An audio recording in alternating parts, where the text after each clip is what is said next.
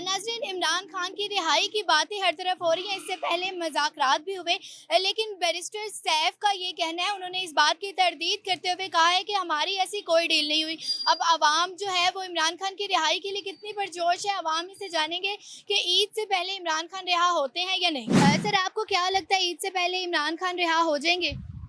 मुझे तो नहीं लगता, बहुत मुश्किल है। बाकी अल्लाह की मर्ज़ी है, अल्लाह चाहे तो सब कुछ हो सकता है। आदमी वो बड़ा सख्त है। उन्होंने ना उससे ना ढील मांगी है ना ढील करनी है उसने। तो बात यह है कि वो सख्त आदमी है और ईमानदार है, असूल परस्त है। तो वो कहता है ठीक है, अदालतें जो करती हैं मैं उस पर, अगर वो रियायत देती हैं तो ठीक है। तो ये तो जजों को हमारे चाहिए ना कि वो भी अब देखें तो ईमानदार कौन है कौन बेईमान है। तो मुझे तो नहीं लगता कि वो डील करेगा इनसे। तो वो तो, उसका तो एक ईमान है कि कुल्लू नफ्सिन ज़ायक़ातुल मौत, मौत बाहर भी आएगी, जेल में भी आनी है। तो आदमी इज्जत वक़ार के साथ जिए, ये उसका मिशन है। अच्छा, आवाम को कितना इंतज़ार है खान के बाहर आने का? नहीं, हम तो बड़ी शिद्दत से इंतज़ार कर रहे हैं कि अल्लाह पाक वो दिन आए खुशियों का। तो हम ईद बकरा ईद पे आए तो अल्लाह पाक वो उसको रिहा कर दे। और ख़ुसूसन मैं उसके लिए बड़ी दुआ करता हूँ। चलें देखें, वो तो एक मर्द है, उससे रिहा हो ही जाना है। और वो मुसीबतें भी काट रहा है। असल जो है ना वो मुजाहिद औरत डॉक्टर यास्मीन राशिद है। एक कैंसर पेशेंट है, सर्वाइव कर रही है बेचारी। उसने एक दफ़ा भी नहीं कहा कि मुझे माफ़ी दे दो या मुझे रिहा कर दो। अभी उसके मियाँ साहब को देख लें, ज़रा सी बीमार होंगे ना, उनकी क्लच पटें गिर जाती हैं। कहते हैं मैं बीमार हो गया, मैं बाहर जा रहा हूँ। मैं, उसने एक दफ़ा भी नहीं कहा। मैं उसके लिए ख़ुसूसन यास्मीन राशिद के लिए दुआ करूँ, अल्लाह पाक उनको तंदुरुस्ती सेहत दे और उनको जल्द रिहा करे। और बानी पीटीआई के लिए ये अल्फाज है मेरे कि बहुत कम माएँ ऐसी जमती हैं औलाद जो रसूल पसंद हो। तो हम तो यही कहते हैं, अल्लाह करे हमारी उम्र भी उसको लग जाए। जी, असल चीज़ तो ये है कि लोग उससे मोहब्बत तो करते हैं ना, उससे लोगों का ताल्लुक भी बना है। और ये ताल्लुक जो है वो इस वजह से है कि उन्होंने उससे उम्मीदें ये लगाई कि वो ये जो निज़ाम जो 70-75 साल से हमारे मुल्क में चल रहा है, उसको कुछ बदलेगा। लेकिन वो जो उन्होंने साढ़े 3 साल का अरसा गुजारा है, उसमें उस निज़ाम को बदलने के लिए अमलन तो कुछ नहीं किया। लेकिन वो चूँकि वो उसको चूँकि उन्होंने निकाल दिया, उसकी हुकूमत ख़त्म हो गई, उसकी हमदर्दी में अवाम में उसके अभी तक उसके साथ एक ताल्लुक़ कायम है।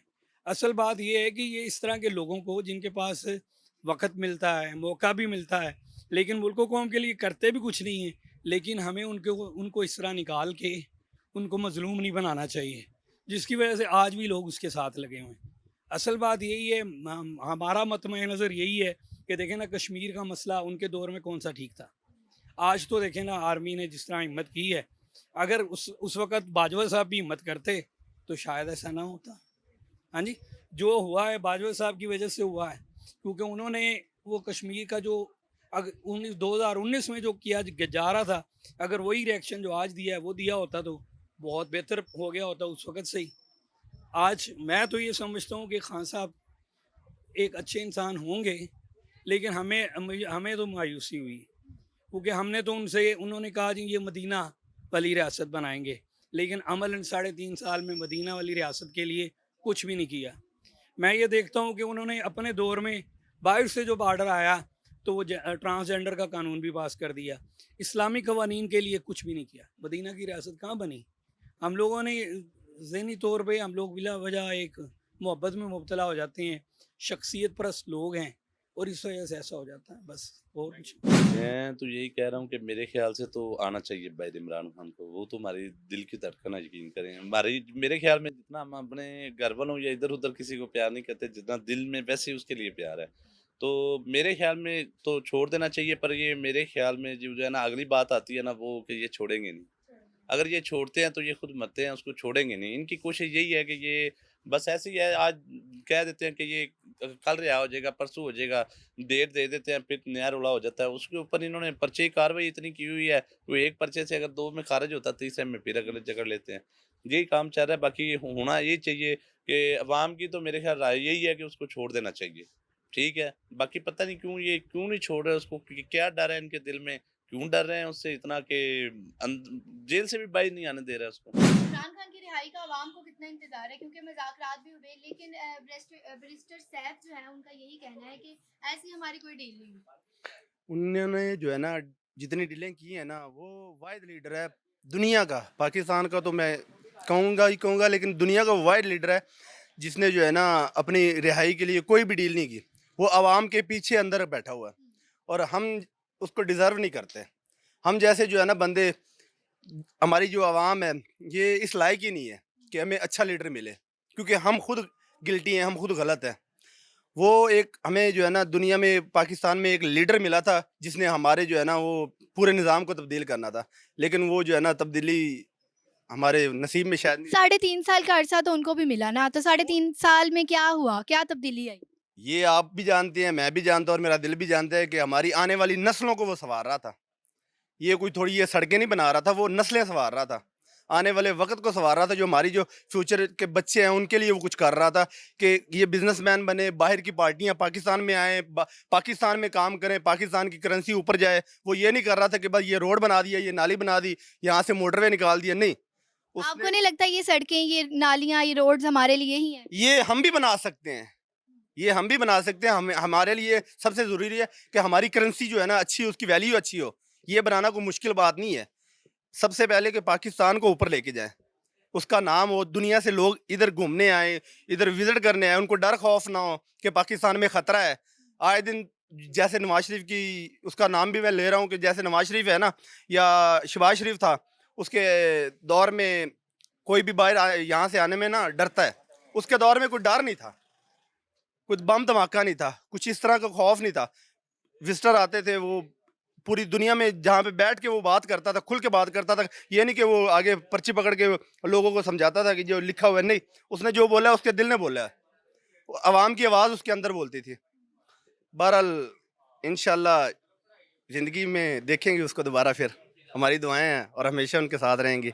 अल्लाह उनको लंबी ज़िंदगी दे और एक दफ़ा हमारा वज़ीर लाज़मी बनाए उसको। सबसे पहली बात तो जो ये खान साहब इससे पहले ईद तो जो आना है, ईद से पहले हम कहते आज ही आ जाए, हमें खुशी होगी, हमारी ईद से बढ़कर कुछ ही नहीं है। क्योंकि एक तो हर चीज़ का उनको बात करने का उनका एक स्टाइल है, हर चीज़ को देखते हैं। और ये जो लोग अब सियासी बयान पर देखे तो ये जो टोपी ड्रामे कर रहे हैं, इन लोगों को एक तो पढ़े लिखे नहीं है, उनको ऊपर से कोशिश भी नहीं करते। अब ये पिछले हमने ये इनके बयान सुन रहे थे जी, ये जहाज जो वो लेकर आया उसका वाला साहब लेकर आया था, ये नहीं पता कौन सा बना, तो किसने लिया था, ये सारी दुनिया जानती है। वो जहाज JF चीज़ का वो जिक्र करके उसके नवाज शरीफ साहब लाए, वो कहाँ से वो लाए हैं, उसे पता ही कुछ नहीं है उन लोगों को।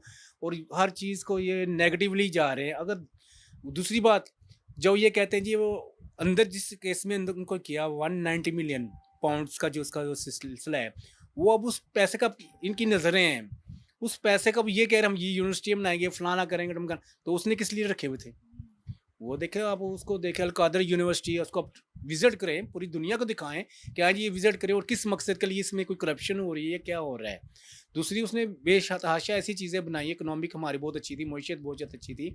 इन दिनों ये कारोबार ऐसे होते थे, अच्छी खासी हमारा, ये बात तो छोड़ें, लॉकडाउन में हमने इतना अच्छा बिजनेस किया है कि हम कह नहीं सकते। हालांकि पूरी दुनिया में क्राइसिस हुए इस चीज़ के, ये कोविड की वजह से, लेकिन उसके वो कदम उसने बहुत कवर किया और महीनों में भी नहीं, दिनों में, यानी कि उसने हर चीज़ को मेंटेन रखा और वहाँ भी खुश आ रही है और हर चीज़ खुश आ रही है। और दूसरी बात ये है कि अब ये मैं आज एक चीज़ पढ़ा था कि पेट्रोल के हवाले से वो इन्होंने लेवी के 78 रुपये चार्जेस है, दूसरे के 8 रुपये हैं, तीसरे से 101 रुपया ये एक पेट्रोल पर कमा रहे हैं, जब हमें 256 रुपये पेट्रोल दे रहे हैं। ये कोई नाइंसाफ़ी नहीं तो और क्या है? क्यों ये जहालत है। ये पढ़े लिखे हों तो कुछ चीज़ आवाम को रिलीफ दें। एक तरफ बिजली सस्ती कर रहे हैं, दूसरी तरफ पेट्रोल में लेवी बढ़ा रहे हैं। एक तरफ ये कर रहे हैं, उधर से कान, एक तरफ से नहीं, कान ही पकड़ने ना उन्होंने, इधर से पकड़ने चाहे ऐसे पकड़ने कान है। कोई इंसानियत भी कोई चीज़ होती है। वो प्राइम मिनिस्टर जो बैठी है नहीं। जी बिल्कुल, आवाम की राय जानी आपने। लोगों का यही कहना है कि इमरान खान को बाहर आ जाना चाहिए, क्योंकि वही हमारा असल लीडर है जिसने हमें असूल पसंद होना सिखाया। और बेसब्री से जो है वो आवाम इस चीज़ का इंतज़ार कर रही है कि खान कब रिहा होंगे और कब हमारे लीडर बनेंगे। इसी के साथ मुझे इजाज़त दें। अल्लाह हाफिज़।